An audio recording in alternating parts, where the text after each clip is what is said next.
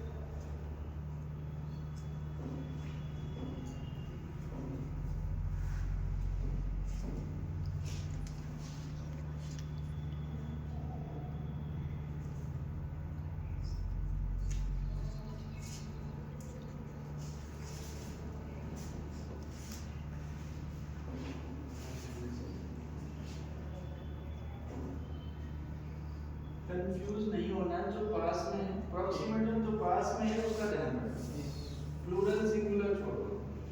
अगर पास में प्लूरल है तो प्लूरल के अकॉर्डिंग लगा दो, अगर सिंगुलर है तो सिंगुलर के अकॉर्डिंग, अगर आई है तो एम आ जाएगा, ई है तो इस आ जाएगा।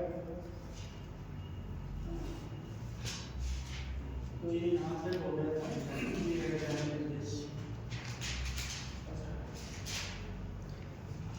Now we come to next, nouns and pronouns. What are the errors while using nouns and pronouns?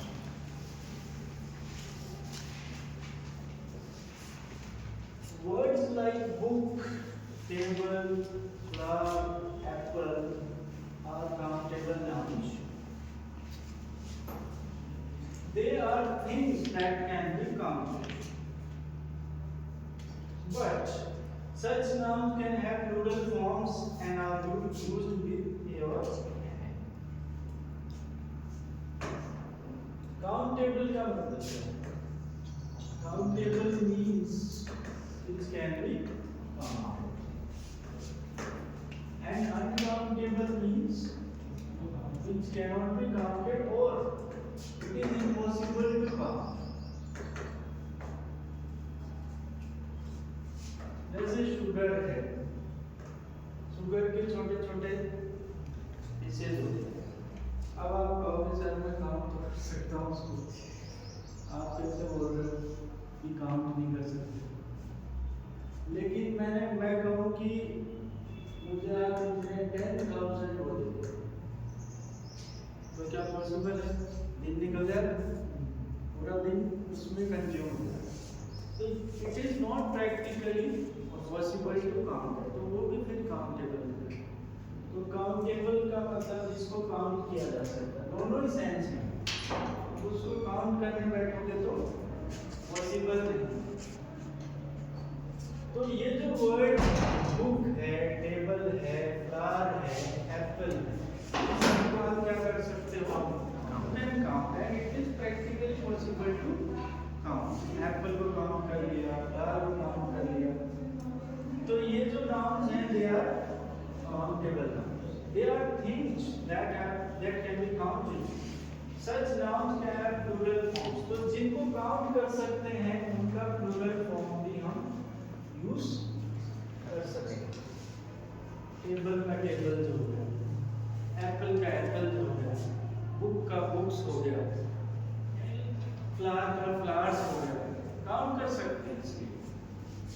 तो यहाँ पे कोई प्रॉब्लम नहीं है, इनको यूज करें। एस लगा दीजिए या ईएस लगा दीजिए, तो उसका क्या बन जाएगा? Plural form. But words like ink, milk, gold, wisdom, ऐसे बोलते हैं कि मुझे 2 किलो बुद्धि दे दो। क्या 2 किलो मुझे विजडम चाहिए, क्योंकि वो काउंट नहीं हो सकता, वो उसके फिर अलग पैरामीटर आईक्यू वगैरह है, बट विजडम काउंट नहीं होती। Are uncountable nouns, they are things that cannot be counted. Normally uncountable nouns do not have plural forms and cannot be used with a or an. बहुत ज़्यादा समझदार है, normally लिखा है। क्यों लिखा है नॉर्मली? एक्सेप्शन, क्योंकि ये बाद में एक्सेप्शन भी बदलेगा। इसलिए जनरली नॉर्मली अनकाउंटेबल नाउन्स का प्लूरल नहीं बदला, इसलिए इनके साथ ए और एन नहीं लगेगा। ए वाटर नहीं आता, ना उसके आता है, क्योंकि वो अनकाउंटेबल नाउन्स के साथ में आर्टिकल नहीं आता। General normal. Note that the following nouns are usually uncountable in English. ये जितनी भी nouns हैं इनको you have to write them because they are uncountable in English. बार-बार क्वेश्चन आएंगे, बार-बार आपको देखना पड़ेगा। सबसे पहले एडवाइस, सलाह, न्यूज़, न्यूज़ भी अनकाउंटेबल, इंफॉर्मेशन, इंफॉर्मेशंस नहीं होता है, फर्नीचर्स नहीं होता है, लगेजेस नहीं होता है, वर्क्स नहीं होता है। अगर वर्क्स होता है तो उसका मतलब होता है निर्माण, जैसे पीडब्ल्यूडी में है। PWD means public works department. PWD means public works department. तो वहाँ वर्क का मतलब वो काम नहीं है, श्रम नहीं है। वहाँ वर्क्स का मतलब क्या है? निर्माण, बिल्डिंग्स। ऐसा डिपार्टमेंट जो कंस्ट्रक्शन का काम करता है वो कौन सा डिपार्टमेंट होता है? Public works department. Their work का मतलब श्रम नहीं, वहाँ वर्क का मतलब बिल्डिंग है, कंस्ट्रक्शन।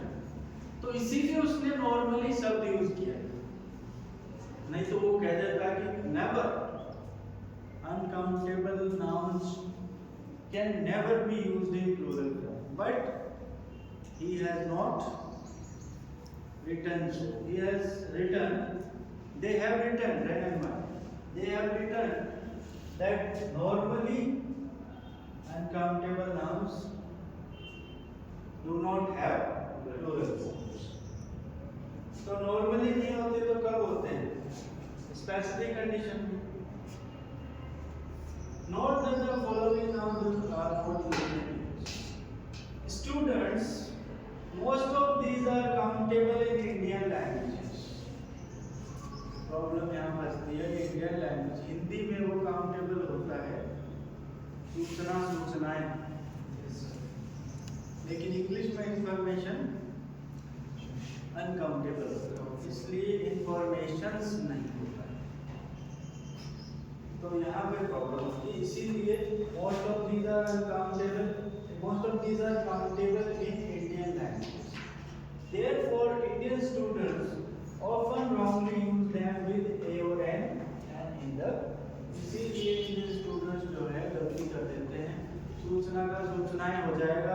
information का information हो जाएगा, but in English they are uncountable. So we do not use them with a or an and with plural.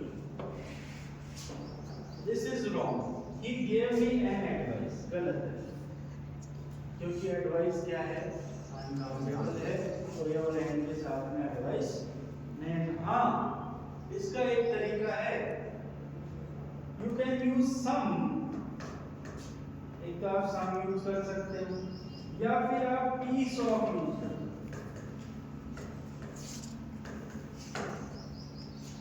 Piece of advice. Piece of तो कर सकते हो, लेकिन डायरेक्ट एडवाइस के साथ ए और एन नहीं लगा सकते। सो you would use he gave me some advice or a piece of advice. So a piece of advice is not wrong, it is correct, but an advice is wrong because advice is uncountable. तो piece से आप उसको use कर सकते हो, piece का फिर plural पे कर दो, जैसे पीसेस, इसका प्लूरल बन जाएगा, लेकिन डायरेक्ट एडवाइसेस नहीं।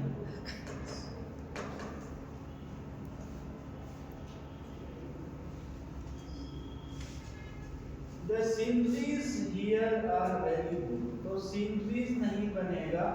हाँ, the scenery जो है अनकाउंटेबल, सीनरी में ही यूज होता है, दृश्य, उसका प्लूरल सीनरीज नहीं।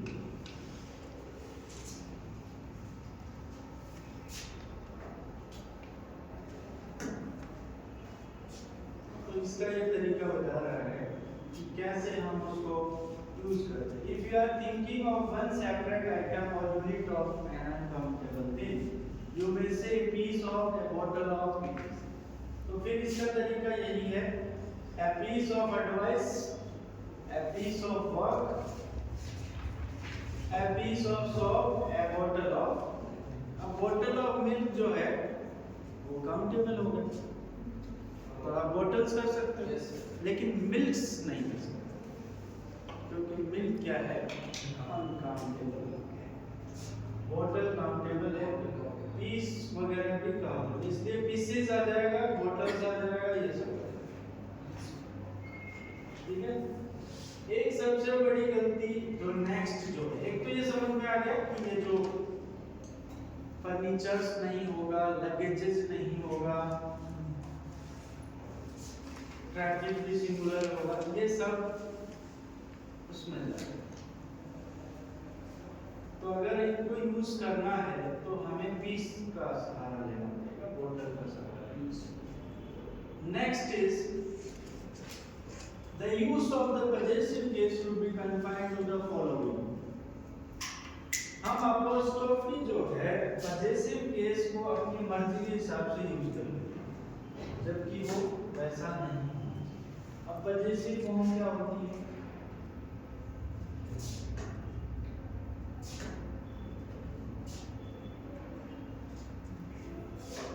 When we were reading pronouns,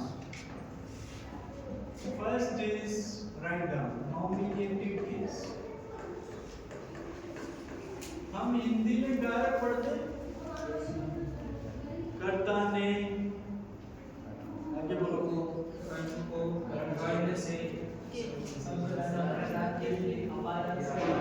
तो वो सब क्या है, केस ही तो है, जिसको आप कारक बोल रहे हो इंग्लिश में केस ही है।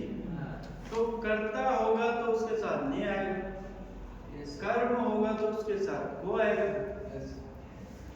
कर्ण एजेंट होगा तो उसके साथ क्या है, से। इसीलिए हम ऐसे वॉइस में क्या यूज करते हैं, this work has been done by him. तो वो जो बाय हिम है वो आपका कर्ण है, एजेंट।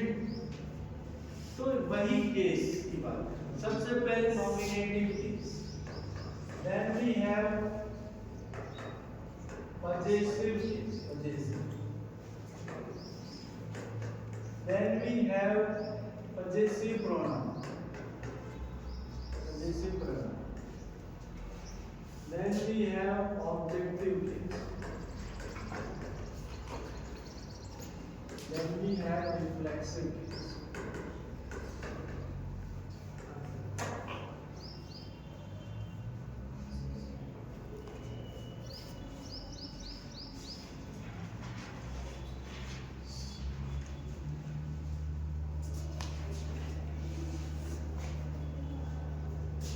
अब जिसका जो केस है उसको वही यूज करना चाहिए। जिसका जो केस है उसको उसी केस में यूज करना चाहिए। नॉमिनेटिव केस कहाँ यूज होगा? सब्जेक्ट की जगह। जब आपको सब्जेक्ट को यूज करना है तो प्रोनाउन का कौन सा केस यूज करना पड़ेगा? नॉमिनेटिव। जब आपको जेनेटिव यूज करना है तो आपको कौन सा फॉर्म यूज करेंगे? जब पजेसिव प्रोनाउन की जगह यूज करना है तो आप पजेसिव प्रोनाउन यूज करेंगे, और जब ऑब्जेक्ट की जगह यूज करना है तो आप ऑब्जेक्टिव केस यूज करेंगे। और रिफ्लेक्सिव केस हर जगह यूज नहीं होता। सबसे बड़ी मिस्टेक बता रहा हूं, बड़े बड़े लोग प्लीज इंट्रोड्यूस योरसेल्फ। इंटरव्यू में पूछता हूं, प्लीज इंट्रोड्यूस योरसेल्फ। इतनी शान से बताएंगे माई सेल्फ एज, वहीं पे आपका इंप्रेशन करा। अगर जानकार है, अगर वो भी वैसा ही है तो वो तो बहुत खुश हो जाएगा। अगर वो खुद भी माई सेल्फ यूज कर रहा है, but myself is not the good way, it is wrong. Why? Because reflexive case हर कहीं यूज नहीं होता है। आप ये बोल सकते हैं my name is what? My name is Sachin Chandra. Yes. Or I am. Or you can use this is, but सबसे घटिया तरीका इंट्रोडक्शन का क्या है? और जो बोलने वाला उसको ये लगता है पता नहीं कितना बड़ा grade. Do not use myself after this class. What will you use in the introduction? Sir, my name is this. Or sir, I am this. Or this is what? This is as. I do not use myself because सब nominative case में reflexive case का क्या मतलब है? Reflexive case कब आता है? जब ये कहो कि सर ये काम मैंने खुद किया, I myself have done. तब रिफ्लेक्सिव केस है कि ये काम मैंने किया है। सब्जेक्ट के बाद आता है। सब्जेक्ट हो सकता है क्या रिफ्लेक्सिव कभी? नॉमिनेटिव केस में नहीं आएगा। और जब नॉमिनेटिव केस में नहीं आएगा तो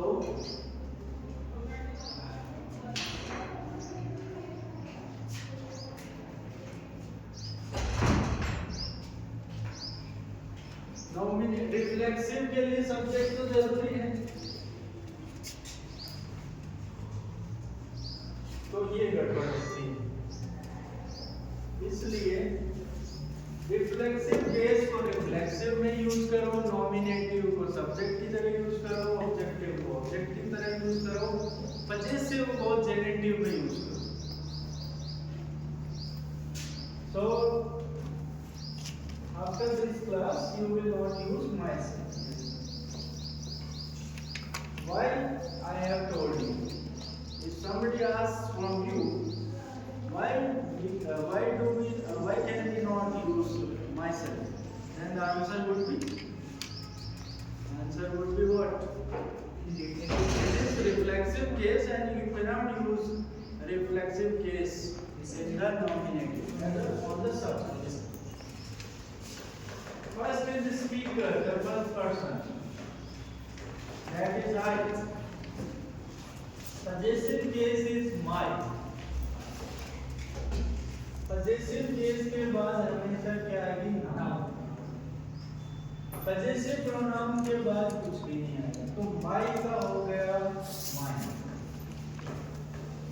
Objective case में क्या होगा? और reflexive case में क्या होगा?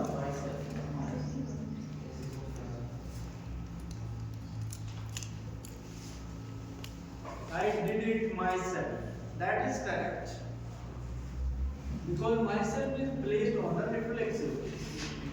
But myself has done it. This is wrong because myself cannot come on the nominative case, on the place of the subject. Nominative case में तो I आएगा myself. Then first person plural. We are ours, us, and here ourselves. We have done it ourselves. हमने खुद इसको किया. तो फिर ऐसा बोल दिया करो ourselves have done it. अगर myself सही है तो ourselves बोल दिया ourselves have done it. क्या होगा? We have done it.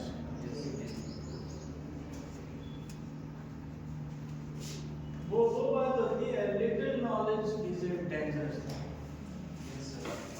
किसी ने बोला myself and you copied it and you present it. या तो ज्ञान ही मत रखो या पूरा ज्ञान लो. myself क्यों है मुझे पता नहीं. मैंने तो सुना था. I heard it somewhere. Then I also use it. You have second person singular is you. You, your, yours, then you, then yours.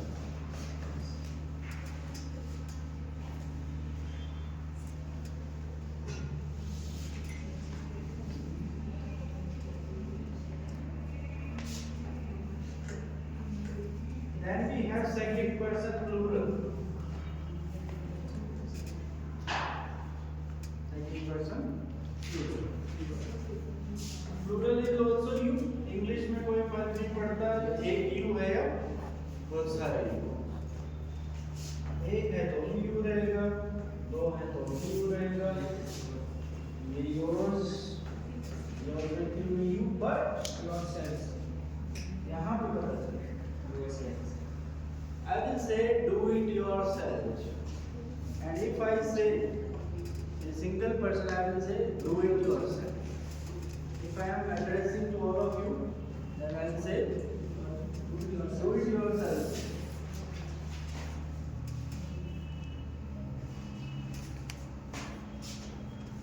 Then we have first person is speaker, second person is listener, third person is about whom we are talking.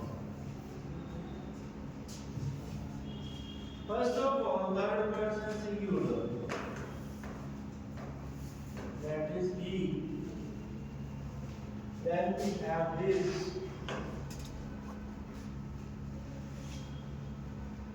Then we have his. Then we have him and himself. If it is male, it is female, then we have she, her, hers, her, and hers.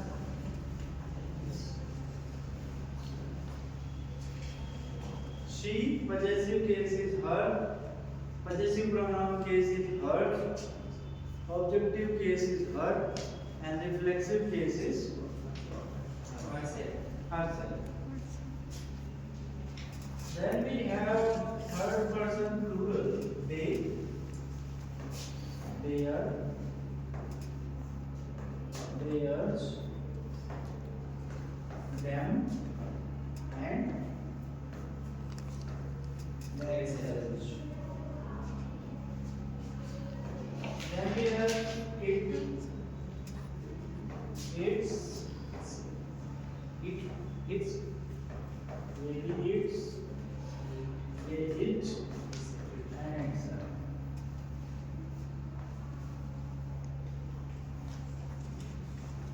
अगर कोई name हो तो name में John आएगा, फिर possessive में क्या आएगा, जॉन्स, ये होता नहीं, फिर ये ऑब्जेक्ट में भी जॉन और ये भी होता नहीं, फिर माई सेल्फ, हिमसेल्फ और ये सब यूज करेंगे।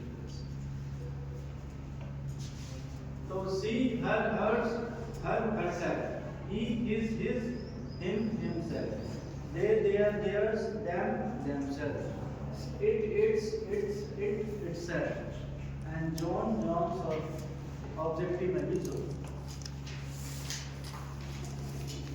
This is the basic. It will help you in sentence construction. तो अगर सब्जेक्ट है तो नॉमिनेटिव केस आएगा ही, पजेसिव केस है तो he is, फिर he is, फिर he, फिर he.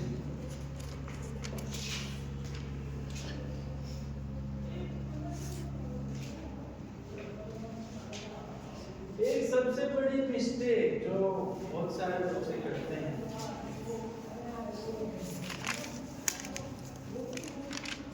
जब एप्लीकेशन लिखते हैं तो क्या लिखते हैं आप?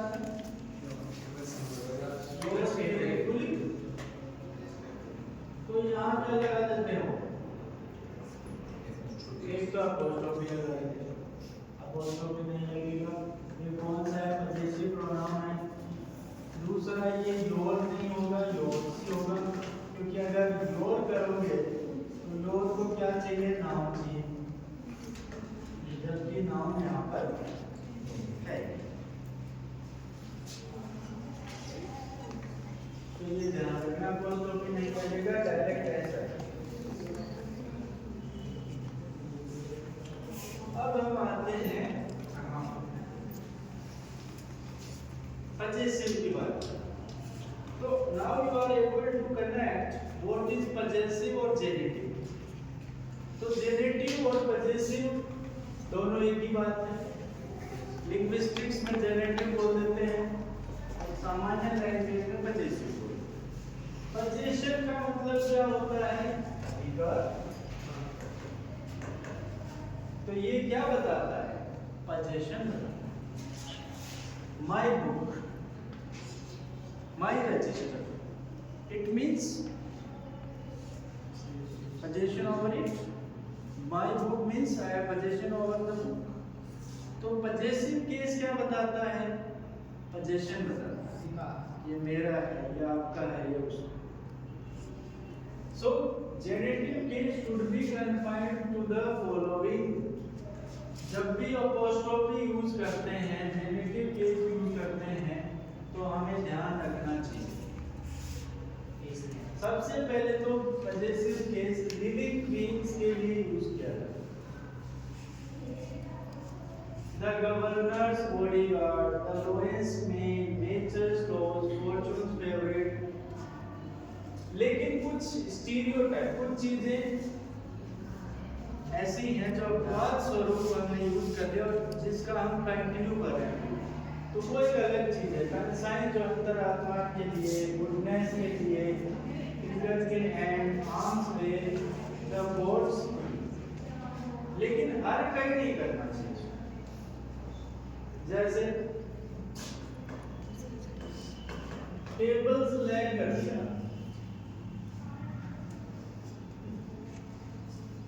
टेबल्स लैग, टेबल लिखित नहीं है इसलिए वहां यूज नहीं करना चाहिए, वहां भी कर सकते हो। द लैग ऑफ द, उसका तरीका ये है। तो फिर ऑफ कंस्ट्रक्शन यूज करो। जहां भी आपको लग रहा है नॉन लिविंग है तो आप कौन सा कंस्ट्रक्शन यूज करेंगे? ऑफ। अपोस्ट्रोफी एस नहीं लग रहे। अपोस्ट्रोफी एस बहुत लिमिटेड में यूज करेंगे। या तो ये सेट फ्रेजेस हैं जो लिटरेचर में चलती आ रही है, या फिर क्या होना चाहिए, लिविंग थिंग्स होना चाहिए, या पर्सोनिफाइड ऑब्जेक्ट्स होना चाहिए। पर्सोनिफाई क्या होता है? जब हम नॉन लिविंग थिंग को लिविंग समझ लेते हैं या उसको एट्रीब्यूट कर देते हैं फीलिंग्स, तो वो क्या होता है? पर्सोनिफिकेशन। अब यहाँ पे कैपिटल है तो ये पर्सोनिफिकेशन। जैसे कि example, death laid his icy hands on him.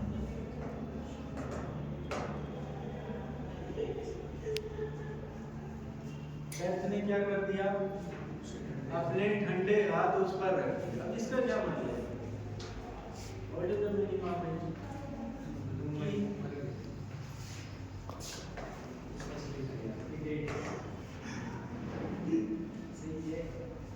Namraj से आपकी मुलाकात हो जाए तो क्या होगा? अच्छी मुलाकात होगी क्या? वो लास्ट की मुलाकात होगी। तो वैसे ही डेथ ने उसके ऊपर क्या रख दिए? ठंडे हाथ रख दिए। ठंडे हाथ रखने when a person dies, his or her body becomes cold.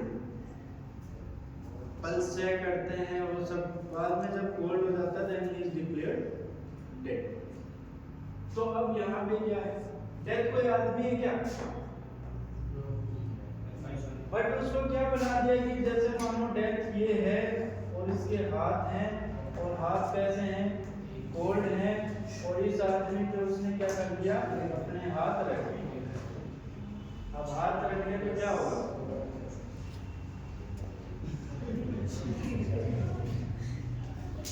तो अब इसको क्या बना दिया? पर्सोनिफाई कर दिया ना। क्या कर दिया? डेथ को पर्सोनिफाई कर दिया। तो जब पर्सोनिफाई करते हैं, जब आप अपोस्ट्रोफी यूज तो ये तब कर सकते हैं। तो पर्सोनिफिकेशन में ऐसा होता है। और क्या हो जाता है? जो प्रोनाउन है वो कैपिटल हो जाता है, और जो खुद जैसे एन हो गया, एफ हो गया, जब जिसको पर्सोनिफाई करते हैं वो कैपिटल, उसका कैपिटल यूज करते हैं, ताकि ये पता रहे कि अब ये इसको अपन क्या कर रहे हैं? पर्सोनिफाई कर रहे हैं। तो ये कुछ सेट फ्रेजेस हैं। इनके अलावा अगर आपको जेनेटिव केस यूज करना है तो आप ध्यान रखेंगे कि लिविंग, जैसे राम सन है, तब आप यूज कर सकते हैं, लेकिन टेबल्स लेग आप यूज नहीं कर सकते हो। टेबल नॉन लिविंग, तो आप क्या करेंगे फिर ऐसी स्थिति में? ऑफ कंस्ट्रक्शन यूज करेंगे। The leg of the table is the safe. Of में सब हो जाता है, ऑफ तो हो जाएगा, सब हो जाता है। A day's work, a hand's breadth, ये कुछ सेट फ्रेजेस हैं लिटरेचर में, तो ये पहले यूज होगी, लेकिन हमें नहीं। अब दो नाउन्स हैं, जैसे सिंपल तो आप बना लेते हो कि जॉन्स बुक है और ये सब, आप इसमें कहीं कोई दिक्कत नहीं है। जो सिंगल वर्ड है उसके यहाँ क्या लगा देंगे? अपोस्ट्रोफी लगा देंगे, नो प्रॉब्लम। लेकिन ये कह रहे हैं कि जब to nouns in the possessive case are in opposition, the apostrophe is added to the last वाले के apostrophe लगाएंगे, पहले वाले नहीं लगाएंगे। This is my uncle, और अपोजिशन अपन ने समझ लिया था बहुत अच्छे से, याद करो नाम क्लोज। जब हमने किया था the report that he is true, तो अब यहाँ ये क्या था? NC था, और किसमें था? एपोजिशन में। एपोजिशन मतलब साथ में, ऑपोजिशन मतलब विरोध, दोनों पोजिशन। एपोजिशन मतलब साथ और ऑपोजिशन मतलब। तो माय अंकल के एपोजिशन में क्या है? द इंजीनियर, तो इंजीनियर्स के लगेगा अपोस्ट्रोफी, माय अंकल जैसा नहीं। तो लास्ट वाला जो वर्ड है उसको जेनेटिव बनाना, उसको possessive banana. My brother Harry, और फिर हैरी के यहाँ पे लगा दिया यहाँ नहीं लगा है my brothers Harry's book. If there are two nouns and they are in a position, then the apostrophe will be added to the last word. So my actor के साथ position engineer में लग गया और my brother के यहाँ किसमें लग गया? हैरी। सिंगल का बना सकते हो, सिंगल में कोई दिक्कत नहीं, उसके नाम क्या ले सकते हो, बस डबल वर्ड है, डबल नाउन है तो ऐसा करें। For thy servant David sake, तो आपके सर्वेंट डेविड तो फिर डेविड के होगा, ठीक है। When one noun is qualified by two possessive nouns, both must have the possessive sign unless joint possession is illegal। जब एक नाउन दूसरे क्वालिफाइड हो रही है दो पॉजिटिव नाउन से तो दोनों पे लगेगा, मतलब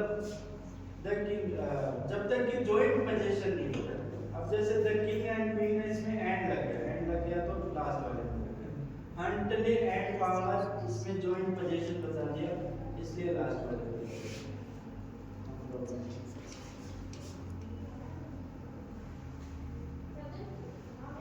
अब एक और मिस्टेक जो है, जो पुरानी इंग्लिश है वो एकदम नियम से चलती है और जो स्पोकन इंग्लिश है वो थोड़ा नियम को अवॉइड करती है। लेकिन कुछ चीजें ट्रेंड में आ गई हैं तो फिर उनको मतलब अनडू करना बड़ा मुश्किल हो जाता है। आपने देखा है ना रेलवे स्टेशन पे अगर एक आदमी, सब बैठे हुए और एक आदमी उठ करके और ये देख ले कि भाई क्या हो रहा है, तो सारे भी क्या करते हैं, देखते हैं वो क्या है, और फाटक खुला पड़ा। कुंभ में से वाला था, हाँ ये स्टैम्पिड क्यों मचती है, एक ने कह दिया बॉम्ब है बस, एक ने कह दिया ये बस, सब बैठता। तो वैसे ही कई बार क्या होता है कि गलत यूज कर लेते हैं और वो फिर ट्रेंड में आ जाता है और फिर उसको अनडू करना बड़ा मुश्किल होता है। तो जैसे मैं बोलता हूँ, जैसे हम बहुत बार इसका यूज करते हैं स्पोकन में, इट इज, हम बोलते हैं कि हु इज दिस, कोई छिपा हुआ है और पूछा हु इज दिस, तो आजकल क्या बोलेंगे, it is me, it's me बोलते हैं, इट्स मी बोलते हैं। बट जो ग्रामर है पुरानी वाली उसके अकॉर्डिंग ही गलत है। क्यों? क्योंकि नॉमिनेटिव केस में है और नॉमिनेटिव केस में क्या आता है, लेकिन अगर आप इट इज आई बोलोगे तो ग्रामेटिकली तो सही है लेकिन ट्रेंड में कौन सा होगा, इट्स मी। तो बोलने के लिहाज से इट्स मी बोलिए, बट अगर एग्जाम में आ जाए तब क्या करेक्ट होगा, इट इज आई, क्योंकि ये नॉमिनेटिव केस। तो नॉमिनेटिव केस में क्या सब्जेक्ट है, नाउन की जगह कौन सा है, तो इसलिए लिखा है, देखो प्रेयर, इट इज आई। लेकिन करेक्ट कौन सा है, करेक्ट ये it is I correct, it's me गलत, ग्रामेटिकल। तो इसने लिखा है grammarians formally recommended that the complement of the verb to be is to expressed by pronoun should be in the nominative case. Today the use of the nominative form is considered extremely formal and overcorrect. ये मानेंगे कि बहुत ज्यादा शुद्ध अंग्रेजी, ये चीज trend में आ गई इसलिए इट्स मी बोला जाता है। लेकिन अगर एग्जाम में आ जाए और दोनों ऑप्शन हो, इट इज आई भी हो और इट इज मी भी हो, पूछे कि विच इज करेक्ट, तो इट इज आई करेक्ट।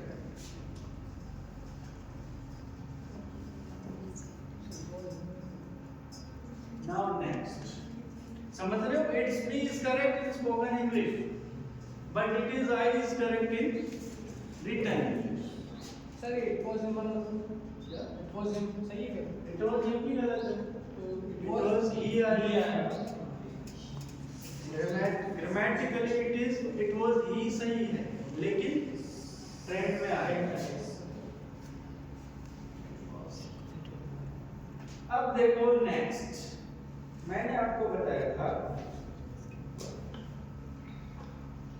कि ऑब्जेक्टिव केस कब यूज होता है, जो आपने लिखा था ही हिज और हिम जो था ऑब्जेक्टिव केस, तो ऑब्जेक्टिव केस तब होगा जब या तो वहां पर ऑब्जेक्ट हो या प्रेपोजिशन का ऑब्जेक्ट हो। मैंने बताया था दो टाइप के ऑब्जेक्ट्स होते हैं, वन इज सिंपल ऑब्जेक्ट जिसके हमने टू टाइप्स बताए थे, डायरेक्ट ऑब्जेक्ट और इनडायरेक्ट ऑब्जेक्ट। तो वर्ब के पास होता है उसको क्या बोलते हैं, इनडायरेक्ट, और वर्ब से दूर होता है उसको क्या बोलते हैं, डायरेक्ट ऑब्जेक्ट। ये वाला ऑब्जेक्ट वो है जो वर्ब का ऑब्जेक्ट है। तो वहां तो ऑब्जेक्टिव फॉर्म यूज हो गई, जैसे किल हिम, तो अब किल वर्ब है और हिम क्या है, तो ऑब्जेक्टिव केस यूज होगा, उसमें कहीं कोई प्रॉब्लम नहीं। एक मैंने बताया था प्रेपोजिशन का ऑब्जेक्ट। प्रेपोजिशन का ऑब्जेक्ट क्या होता है, जो प्रेपोजिशन के बाद में जो नाउन आती है उसको क्या बोला जाता है, प्रेपोजिशनल ऑब्जेक्ट। और वो भी किस में होगा, क्योंकि वो ऑब्जेक्ट है तो कौन से केस में होगा, ऑब्जेक्टिव केस में होगा। ठीक है, he is with me, he is with me, ऐसा नहीं होगा he is with I। क्यों, क्योंकि ये प्रेपोजिशन है और ये क्या है, उसका ऑब्जेक्ट। प्रेपोजिशनल ऑब्जेक्ट कौन सा केस लेगा, ऑब्जेक्टिव केस ही लेगा। तो ऑब्जेक्टिव केस कहां का आएगा, दो जगह, पहला वर्ब का ऑब्जेक्ट और दूसरा प्रेपोजिशन का ऑब्जेक्ट। तो यहाँ कोई प्रॉब्लम नहीं है, जैसे ये बिटवीन यू एंड मी, यहाँ पर आई नहीं आएगा क्योंकि प्रेपोजिशन के बाद क्या आता है, ऑब्जेक्ट आता है, और ऑब्जेक्ट कौन सा फॉर्म लेता है, ऑब्जेक्टिव केस, इसलिए यहाँ पर नहीं आएगा आई। वहां पर इट इज आई सही था क्योंकि वो कौन से केस में होना चाहिए था, नॉर्मल, यहाँ पे ऑब्जेक्टिव से। There is really no difference between you and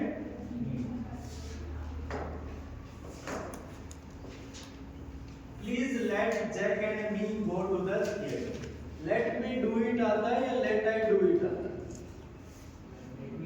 let me do it आता है, क्योंकि me क्या है वहां पर, ऑब्जेक्ट है, तो ऑब्जेक्टिव केस। तो यहाँ भी वही, please let Jack and me go to the theater. Her who had been the apple of his eye, he now began to regard with something like distrust. Him who had always inspired in her a respect which almost overcame her affection, she now saw the object of open faith. यहाँ पे he नहीं आएगा, him भी आएगा, यहाँ पे she नहीं आएगा, her ही आएगा, क्योंकि ये उसको डायरेक्ट एड्रेस कर। नेक्स्ट, ठीक है, इसमें कोई प्रॉब्लम नहीं है। ऑब्जेक्टिव के बाद अगर कोई प्रोनाउन आती है तो वो कौन सा केस लेगी, ऑब्जेक्टिव केस।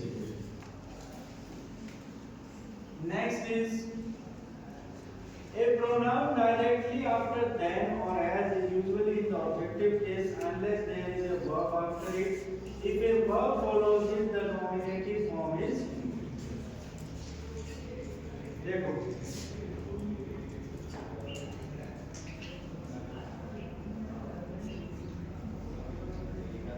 यहाँ पे then देखना, then दो काम करते हैं। then का एक काम है कंजंक्शन का और then का दूसरा काम है प्रेपोजिशन।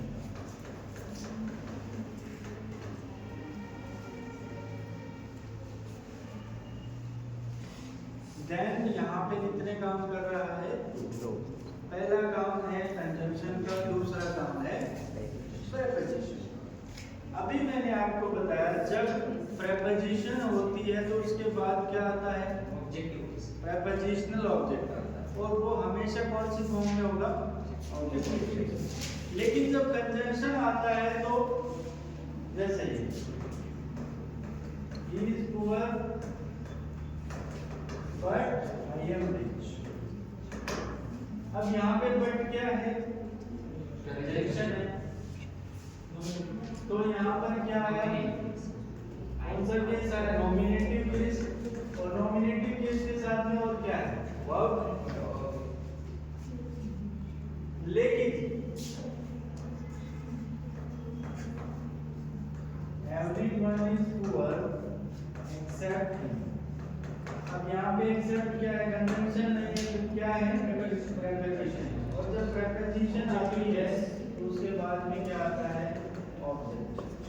और ये कौन से फॉर्म में होगा? ऑब्जेक्टिव फॉर्म में।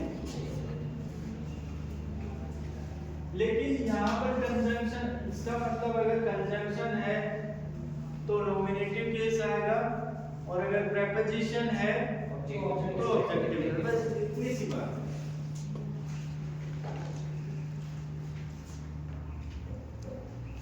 तो इन दोनों सेंटेंसेस में देखो, he is taller than me।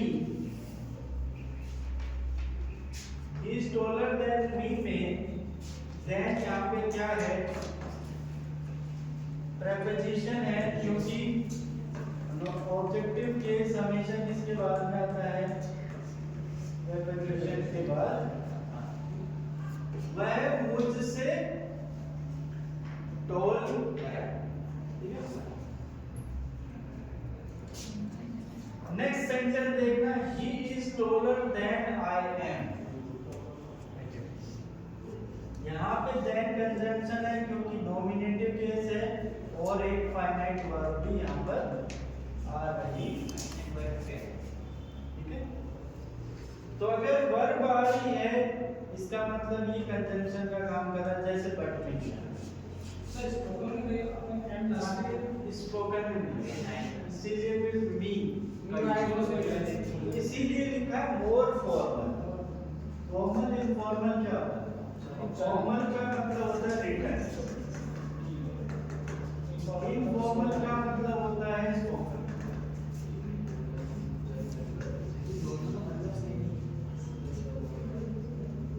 जैसे मैंने कहा मे आई कम इन सर, मे आई कम इन सर फॉर्मल सिचुएशन में होता है, और can I come in informal में होता है। जब आप घर पे होते हैं तो आप या किसी फ्रेंड के यहाँ विजिट कर रहे हैं तो कैन लगा सकते हैं, because you know he will not deny.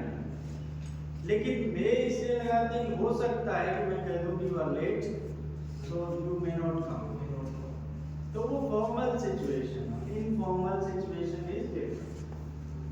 तो इसीलिए लिखा है मोर फॉर्मल, कि फॉर्मल रिटन इंग्लिश में ये सही है और स्पोकन इंग्लिश में ये सही। तो जब आप मी लगाओगे तो ये प्रेपोजिशन का काम करेगा, और जब आप देन वर्ब लगाओगे तो फिर वो कंजंक्शन।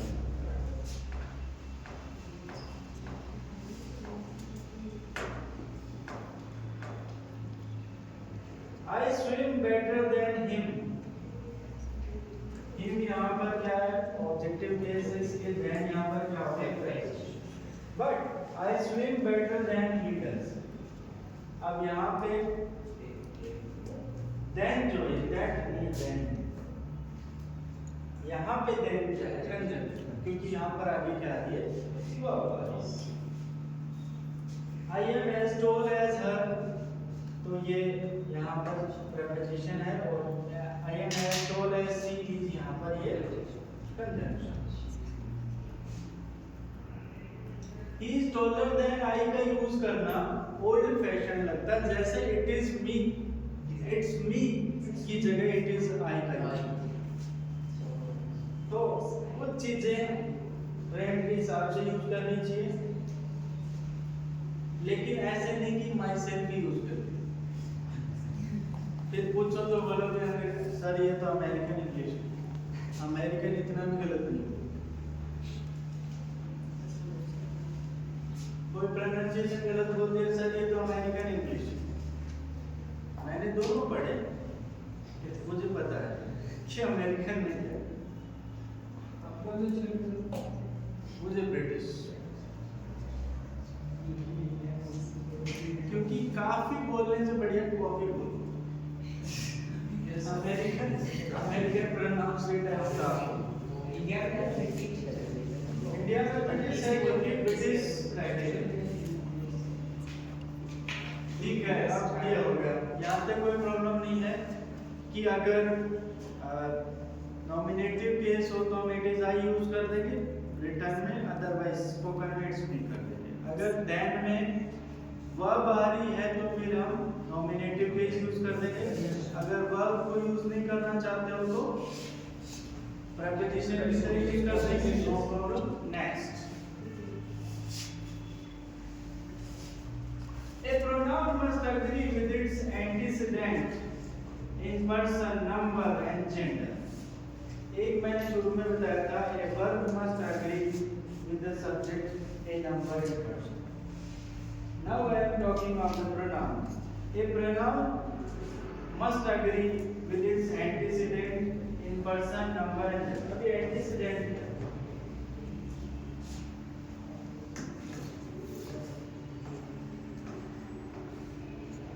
एंटीसीडेंट का मतलब है जिसके लिए प्रोनाउन यूज हो रहा है, फॉर विच, फॉर whom और which प्रोनाउन इज। जैसे मैंने कल बताया था, the committee is divided, the committee gave its report, तो इट्स का एंटीसीडेंट क्या हो गया? The committee. तो अगर आप उसको सिंगुलर कंसीडर कर रहे हो तो प्रोनाउन भी कैसे आएगी? सिंगुलर। तो एक pronoun must agree with what? With its antecedent. जिसके लिए प्रोनाउन यूज हो रहा है, प्रोनाउन किसके लिए यूज होता है? नाउन के लिए, तो वही उसका एंटीसीडेंट होगा। जैसे ये all passengers must show their tickets. अब ये जो प्रोनाउन है इसका एंटीसीडेंट क्या है? All passengers. तो इसको किस में मैच होना चाहिए? पर्सन, नंबर और जेंडर। जैसे मैंने आपको उस दिन बताया था, ही इज ए हाउसवाइफ, तब उसमें कहाँ प्रॉब्लम है? ग्रामेटिकली तो करेक्ट है वो, लेकिन यहाँ प्रॉब्लम है, वो अपने एंटीसीडेंट से मैच नहीं कर रहा। ही इज होम मेकर चल जाएगा, लेकिन हाउसवाइफ नहीं चलेगी। तो एक प्रोनाउन को पर्सन, नंबर और जेंडर तीनों में अपने एंटीसीडेंट से क्या करना पड़ेगा? अग्री करना पड़ेगा। तो यहाँ पे ऑल पैसेंजर्स है तो देयर का एंटीसीडेंट क्या है? All passengers. Every man must bear his own burden, तो हिज, एवरी मैन से एवरी मैन इसका एंटीसीडेंट है। Each of the girls gave her own version of the affair, तो ईच है, मैंने बताया ईच जो है सिंगुलर काउंट होता है। अगर ये प्रेजेंट सिंपल होता तो कैसे आता है? गिव्स, और फिर सिंगुलर माना है तो इसको क्या माना है? I am not one of those who believe. अब इसका एंटीसीडेंट क्या है? उसका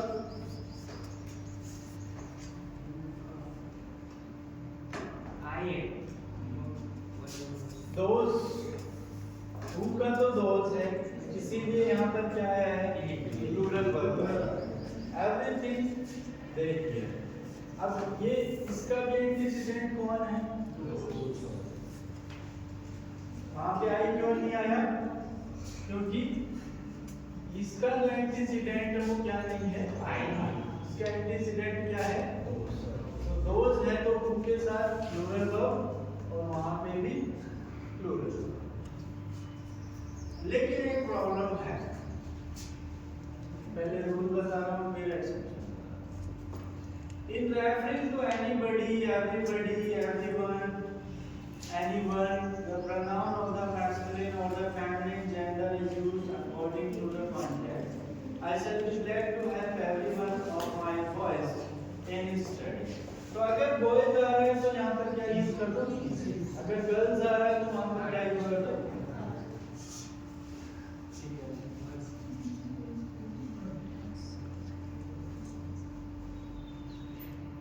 अब एक लड़ाई है कि पहले ही यूज होता था, लेकिन अब अवेयरनेस आ गई है और and female are also have the equal right, तो इसलिए कभी भी ही यूज नहीं करना है। मैं भी दोनों यूज करता हूँ, he oblique she, his oblique her, because they have equal right. तो इसलिए पहले वाली जो इंग्लिश है उसमें ये आपको देखने को मिलेगा कि जैसे ये लिख दिया एग्जाम्पल,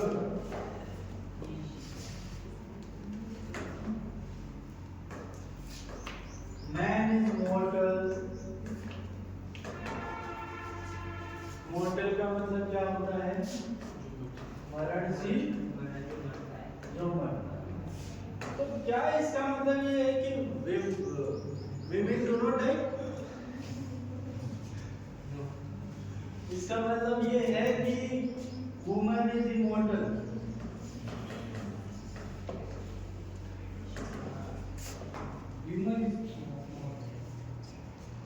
नहीं, इसमें वुमन को इंक्लूड नहीं किया ना। नहीं, ह्यूमन इज मॉडल राइट। हाँ वो तो है, बट क्या इसका मतलब ये है कि वुमन इज इमॉर्टल, क्योंकि वुमन का तो नाम ही नहीं लिया। नहीं, पहले क्या था, मेल डोमिनेटेड सोसाइटी की वजह से मैन लिख दिया, लेकिन इसमें दोनों चीजें हैं, मानव। तो यहाँ मैन से मतलब दोनों। तो मैन इज मॉर्टल का मतलब ये नहीं है कि मैन ही मरता है, मरते तो दोनों। तो इसलिए अब चेंज हो गया। तो कुछ ग्रामेरियंस जो है पहले ऐसा मानते थे कि एवरीवन एवरीबॉडी में हमेशा ही यूज होना चाहिए, लेकिन अब ऐसा नहीं है। आप कॉन्टेक्स्ट के हिसाब से इन और हर यूज कर सके, पर कभी ऐसा मत कर देना everyone of my boys in her studies.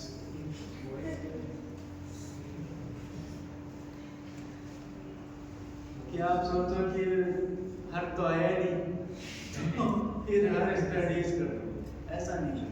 Context भी देखना है कि अगर बॉयज है यूज कर दो, गर्ल्स है हर कर दो।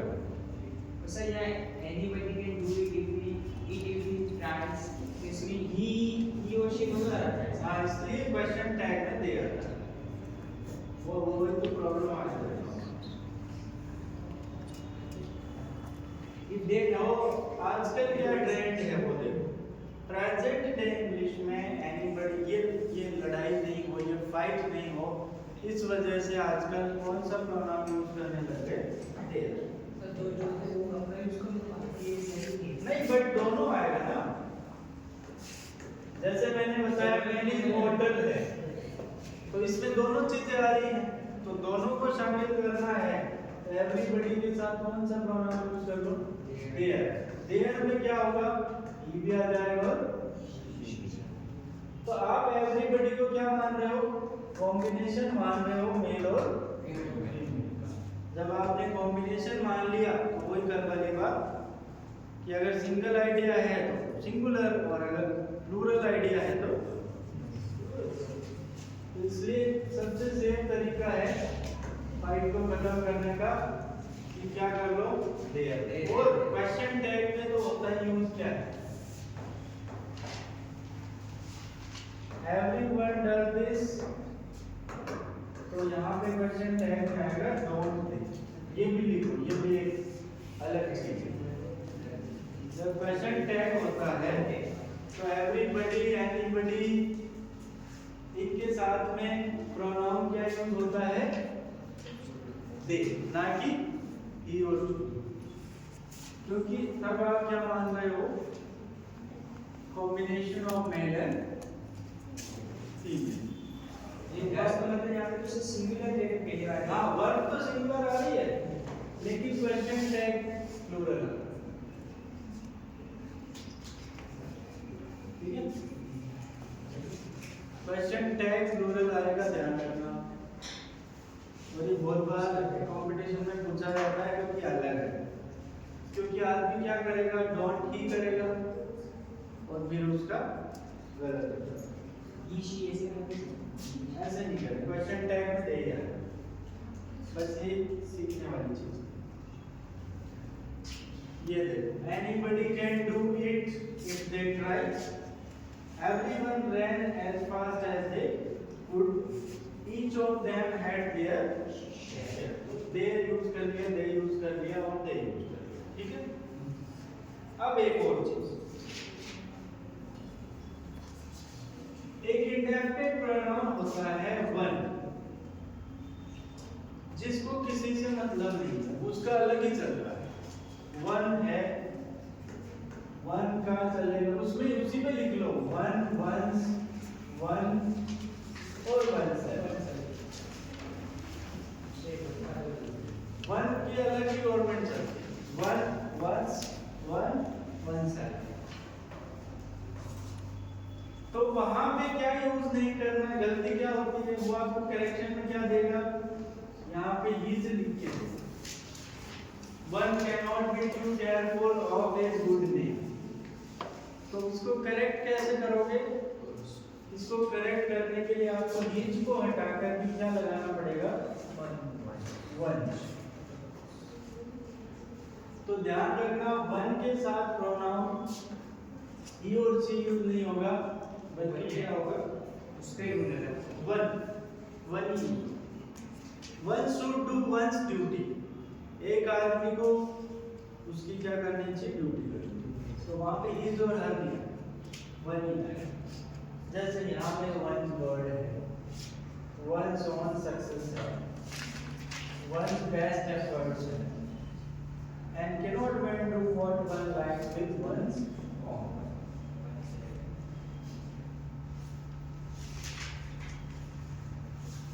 तो ठीक है, वन जो है उसके साथ इज और हर नहीं लगता है, वन के साथ क्या लगता है, वंस लगता है और वन से लगता है। ठीक है, नेक्स्ट इज नन का मैंने बताया कि नन का कोई स्टैंड नहीं है, नन का भी प्लूरल बन जाता है, नन का भी सिंगुलर बन जाता है, दोनों ही ठीक है, कॉन्टेक्स्ट पे डिपेंड करता है। जैसे did you buy any mangoes, there were none in the market, तो यहाँ पे वर लगा दिया, have you brought me a letter, there was none. तो नन जो है उसमें आप दोनों यूज कर सकते हो, उसमें लिबर्टी। पहले वाले में उसने वर यूज कर दिया, दूसरे वाले में उसने सिंगुलर यूज किया, लेकिन कॉन्टेक्स्ट देखो, यहाँ पे उसने क्वेश्चन कैसा पूछा था, मैंगोज प्लूरल का, इसलिए इसने क्या यूज कर दिया, प्लूरल। यहाँ पे इसने क्वेश्चन कैसा पुट अप किया था, ए लेटर, तो हमने क्या यूज कर दिया, सिंगुलर। तो दोनों यूज हो सकता है depending on the context.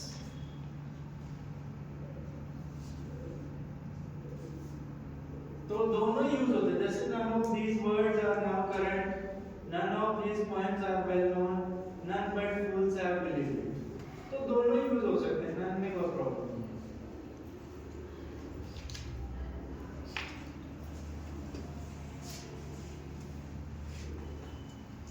Each और आइदर और नाइदर का मैंने कल भी बताया था कि जब अकेला आता है, पेयर में आता है आइदर और नाइदर और, तब तो क्या लगता है, प्रॉक्सिमिटी लगता है, बाद वाला जो उसके अकॉर्डिंग वर्ब लगता है। अगर अकेला आता है आइदर ईच, तो फिर सिंगुलर की तरह ट्रीट होगा। तो each of the scholars has done well, each of the scholars have done well, ऐसा नहीं होगा। Each of the man was each of the man was paid आएगा, हालांकि यहाँ पर प्लूरल है, लेकिन इसके अकॉर्डिंग, each के according. Neither of them was invited to the party, तो them होने के बावजूद भी यहाँ पे क्या है, was। Either of the roads leads to the railway station, तो leads आया है, lead नहीं आया। He asked whether either of the brothers was at home। अब be careful to use who और who और whom को हमें करेक्टली यूज करना चाहिए। क्यों? क्योंकि who क्या दिखाता है, नॉमिनेटिव केस, और whom क्या दिखाता है, objective.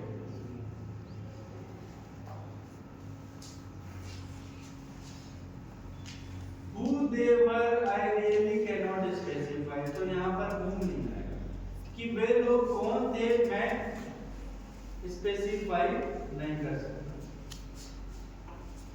I was the man who they thought was dead, तो मैं ही वही व्यक्ति था जिसको उन्होंने सोचा कि मैं डेड हूँ। तो he was the man who they determined there are some who, there are many who, ये तो होगा। One evening of each week was set apart by him for the reception of whosoever chose to visit. यहाँ भी whosoever आएगा, whosoever। Who did you say was there? Who do you think she is? यहाँ पे सब nominative cases इसलिए यहाँ पे हुआ है। लेकिन there were a people whom it was not advisable to excite. The student whom, अच्छा people जो है, आप यहाँ देख रहे हैं people के आगे ए लगा है, क्यों लगा है? जब people का सेंस लोग होता है तो people अपने आप में क्या होता है? प्लूरल, तो उसका प्लूरल फिर नहीं बनता है, ठीक है? जब लोग सेंस हो, लेकिन people का मतलब देश, तब इसका प्लूरल बन सकता है। जब विवेकानंद जी ने एड्रेस किया था अमेरिका में, तब उन्होंने पीपल्स यूज किया। क्यों? क्योंकि वहां पर बहुत सारे देशों से लोग आए हुए थे। एक देश जैसे यहाँ पर हम एक राष्ट्र है, तो मैंने क्या यूज कर लिया? पीपल। लेकिन अलग अलग कंट्री से हैं, तो वो देश को रिप्रेजेंट करेगा। वो देश को रिप्रेजेंट करेगा तो फिर उसका प्लूरल बन सकता है। एक राष्ट्र, दो राष्ट्र, तीन राष्ट्र, तो ये। तो जब देश के सेंस में हो तब प्लूरल पीपल्स बन सकता है। अदरवाइज अगर लोग के सेंस में हो तो सिंगुलर ही रहेगा। इसीलिए आप यहाँ पे देख रहे होंगे, there were a people whom it was not advisable to accept. The student whom you thought so highly has failed to win the first prize. अब मुझे ये बताओ, whom you thought so highly of, ये क्या है? कौन सा clause है? अपोजिट है। इसकी विशेषता बताओ। किसको? कौन सा स्टूडेंट? विशेषता बता रहा है स्टूडेंट की। Adjective close. वो नाउन क्लोज नहीं है। नाउन क्लोज नहीं। आप किसको देखना चाहते हो? Whom do you wish to see? तो whom किसको का सेंस देगा और who कौन का सेंस देगा। तो जहाँ पे कौन फिट हो रहा है वो आएगा, जहाँ पे किसको फिट हो रहा है वहाँ पे whom आएगा। और स्पोकन इंग्लिश में ऐसा करते हैं, but don't get that. Spoken का फिर वो आपको मिक्स कर देगा और फिर आप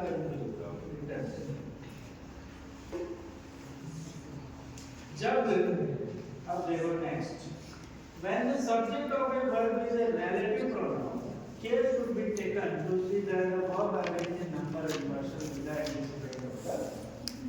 बहुत बार पूछा जाता है इसको, बहुत बार। This is one of the most interesting novels that has नहीं आएगा, क्या आएगा? Have आएगा। क्यों? क्योंकि इसका एंटीसीडेंट क्या है? नोबल्स इसका एंटीसीडेंट है, और जब नोबल एंटीसीडेंट है तो फिर वर्ब भी कैसे आएगी? कैसे आएगी? नोबल प्लूरल है तो वर्ब भी कैसे आएगी? वर्ब भी प्लूरल है।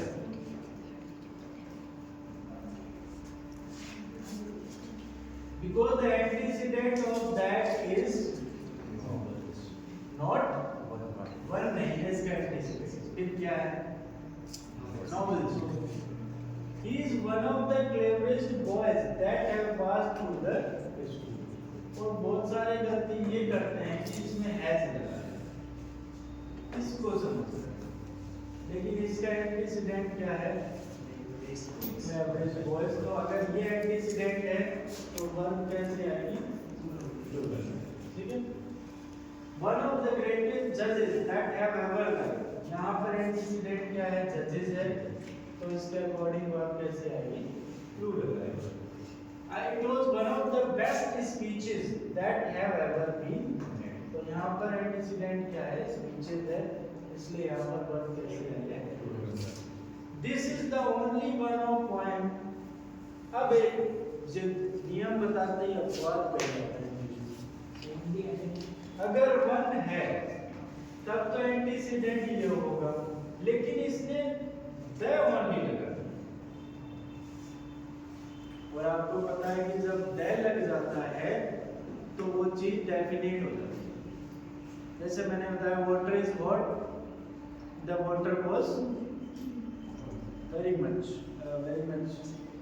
मतलब सेकंड टाइम जब आएगा तो जब वाटर के साथ में द लग जाता है, क्योंकि वो क्या हो गया, डेफिनेट हो गया और उससे हमारी पहचान। तो यहाँ पर द ओनली आ गया तो मतलब एक ही पॉइंट की बात हो रही है, और जब एक ही पॉइंट की बात हो रही है तो सिंगुलर हो गया, और सिंगुलर हो गया तो फिर वर्ब कैसे आएगी? इज आएगी। इसीलिए ये क्वेश्चन पूछा जाता है एग्जाम में, ऊपर वाला नहीं पूछेगा, वन वाला, क्योंकि आपको पता है कि वन ऑफ द नॉवेल्स में नॉवेल एंटीसीडेंट है, लेकिन वो देगा ये this is the only one, क्योंकि आपने ये रूल याद रखिए कि वन में एंटीसीडेंट बाद वाला होता है, इसलिए मैं यहाँ क्या करता हूँ गलती से आर, जबकि कॉन्सेप्ट क्या है कि द ओनली लग गया, इस वजह से singular. Here the antecedent of that is what, यहाँ पे एंटीसीडेंट वन हो गया, क्योंकि यहाँ पर क्या लग गया, दी हो गया, द ओनली। ये बहुत ध्यान रखने वाली चीज, द ओनली लगते क्या हो जाएगा, singular. A definite word has antecedent which make the sentence easier to understand. Thus, the sentence is foot slipped, which caused him to fall heavily. Okay.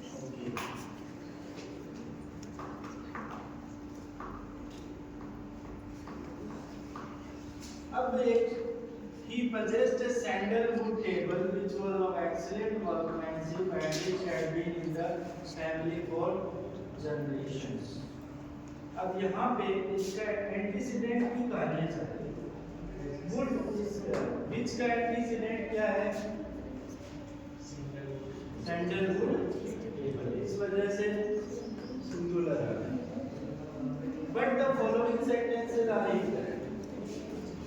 He has a wardrobe of wonderful carving and which has been in his family for generations. And which नहीं लगेगा, direct which लगेगा। They wished me to drink with them, but which I declined. But fill in the blanks with ठीक है वो।